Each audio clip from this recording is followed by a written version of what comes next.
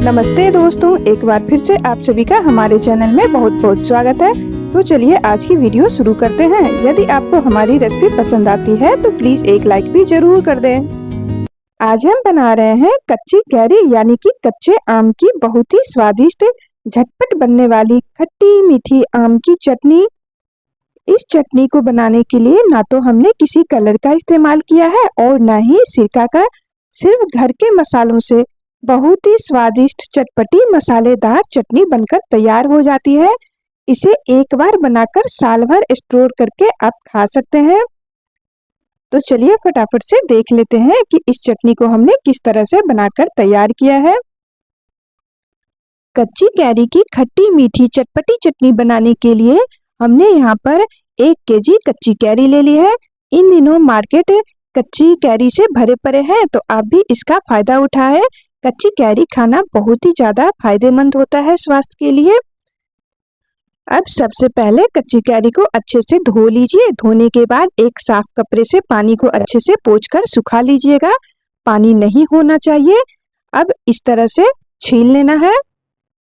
इस चटनी को बनाने के लिए हमें जो कच्ची कैरी लेनी है वो बड़ी वाली और जिसके गुठली सख्त हो जाते हैं वो लेने हैं। इस तरह के आम से चटनी बनाने पर काफी स्वादिष्ट बनकर तैयार होती है और काफी लंबे समय तक खराब भी नहीं होते हैं। तो यहाँ पर देखिए हमने एक आम को छील लिया है। इसी तरह से बाकी को भी यहाँ पर छीलकर तैयार कर लेना है। छीलने के बाद इसे हमें नहीं धोना है। छीलने से पहले ही अच्छे से धो लीजिएगा और पानी पोंछ लीजिएगा। अब हमें यहाँ इनको करना है कद्दूकस। तो इस तरह के जो कद्दूकस हैं, इसमें ये मोटा वाला छेद होता है, आप वो लीजिए। एकदम लच्छेदार वाली हमारी खट्टी मीठी चटनी तैयार होगी। अब बस इस तरह से कद्दूकस करके सभी को हम तैयार कर लेंगे। थोड़ा सा समय लगता है पर आराम से सारे कैरी को हमें घिस लेना है। देखिए सारे कच्ची कैरी को हमने कद्दूकस कर लिया है। घिसने के बाद इसमें थोड़ा बहुत पानी सा लगता है पर उसे हमें नहीं निचोड़ना है। पानी के साथ ही हमें खट्टी मीठी स्वादिष्ट चटनी को बनाना है। तो सबसे पहले एक कढ़ाई या फिर कोई पैन ले लीजिए और उसमें ये कद्दूकस किए हुए सारे कैरी को डाल देना है। कैरी 1 केजी लिया था हमने, तो उसके छिलके और गुठली हटाने के बाद ये लगभग 700 से 800 ग्राम के आसपास बचे होंगे। तो इसमें हमें उसी हिसाब से चीनी डालना है।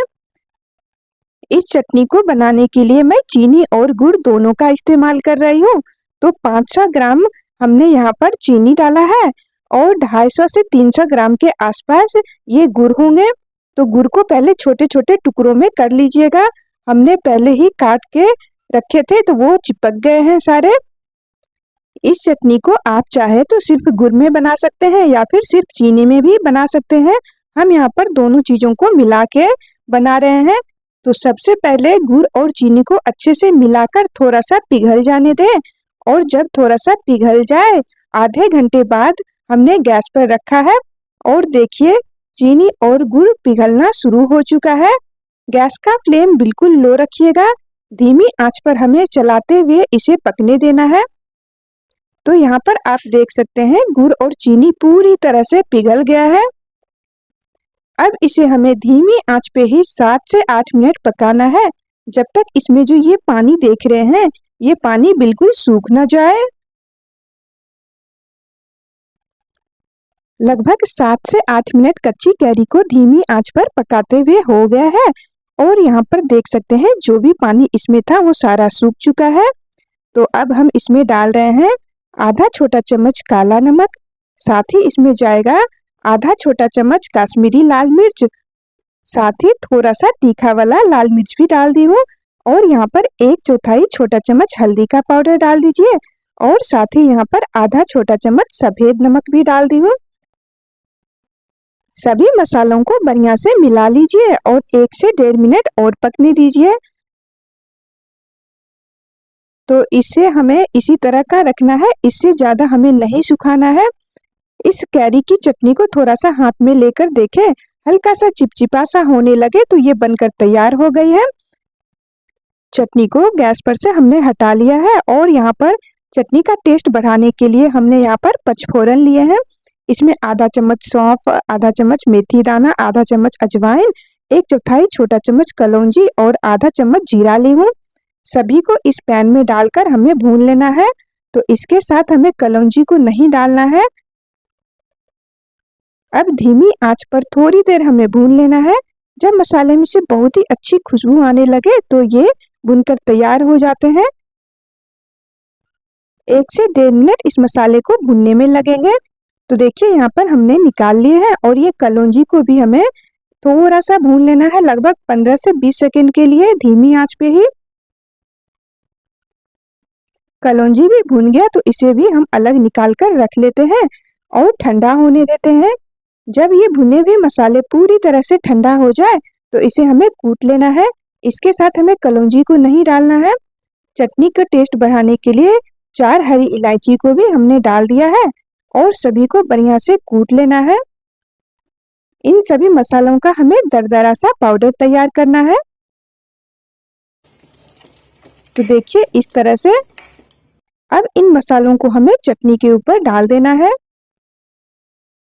तो यहाँ पर देखिए चटनी को इस तरह से हाथ में लीजिए और देखिए इस तरह से चिपचिपाहट होने लगे तो ये चटनी काफी लंबे समय तक खराब नहीं होगी और इसमें तार वगैरह हमें नहीं बनाना है। चटनी को हाथ में लेकर छुएंगे और उसमें तार बनने लग जाएंगे तो फिर वो चटनी काफी सख्त हो जाएगी ठंडा होने के बाद। तो इसीलिए आप ध्यान रखिएगा इस बात का। और चटनी में चिपचिपाहट नहीं हो रही है तो कुछ देर और पकाना होगा। तो यहाँ पर जो हमने भुने मसालों को दरदरा कूटा था वो सारा डाल दी हूँ और साथ ही कलौंजी को भी ऊपर से डाल दी हूँ। कलौंजी को मत कूटिएगा। तो ये देखिए हमारे कच्चे आम की खट्टी मीठी चटनी या फिर छुंदा बनकर तैयार हो गया है। इसे आप 1 साल स्टोर करके रख सकते हैं, ये खराब नहीं होगा। जब ये पूरी तरह से ठंडा हो जाए तो इसे किसी कांच के जार में बंद करके रख लीजिए। जब भी आपको चटनी निकालना हो तो सूखे साफ चम्मच से निकालें, ये कभी खराब नहीं होगी। इस चटनी को धूप वगैरह लगाने की जरूरत नहीं है। ये चटनी आंखों की रोशनी, रोग प्रतिरोधक क्षमता बढ़ाने में भी मदद करता है। इस चटनी को बच्चे बड़े सभी बड़े पसंद से खाते हैं। इस चटनी को आप पूरी, पराठा, ब्रेड के ऊपर भी लगाकर खा सकते हैं। तो आप एक बार इस कच्चे कैरी की खट्टी मीठी चटपटी चटनी को जरूर बना के देखिएगा। और यदि आपको हमारी वीडियो और रेसिपी पसंद आती है तो प्लीज एक लाइक कर दें। वीडियो में यहाँ तक बने रहने के लिए आपका बहुत बहुत धन्यवाद।